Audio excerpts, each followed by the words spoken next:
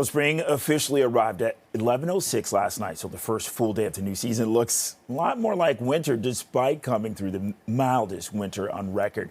And we're expecting more flurries today with temperatures dipping down to -6 degrees overnight. More snow is on the way for Friday before a slight warm up on Saturday. And for more on the conditions as we transition from winter to spring, let's bring in Trudy Kidd, meteorologist with Environment Canada. So Trudy, good morning. I have to start off with this. A winter weather travel advisory is in effect. What? You heard right. We do have a winter weather travel advisory in effect for the greater Toronto and Hamilton area. And that's because we're expecting a really quick burst of snow this afternoon, somewhere between 2 p.m. and 5 p.m. There's going to be a burst of snow.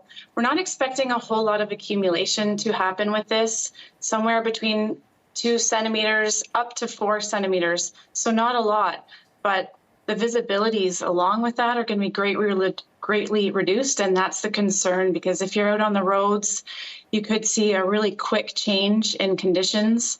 And so you've got to give yourself lots of time to get to where you're going, a lot of space between you and the vehicle in front of you. And Trudy, speaking of the conditions, what should people expect as they, commute to and from work or wherever they have to be when the snow's falling and then it actually hits the ground?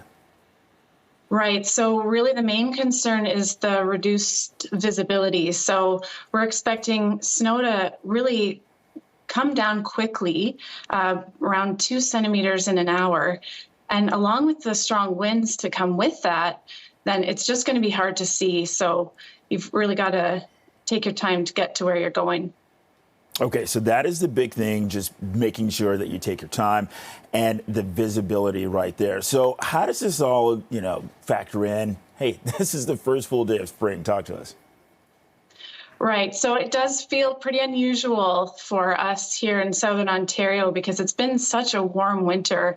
And actually looking at the data for March, I noticed that yesterday was the coldest day we've had in March so far, which is pretty wild. Usually we have average temperatures around 5 degrees as our daytime high in March. And we've actually been experiencing daytime high temperatures averaging 10 degrees.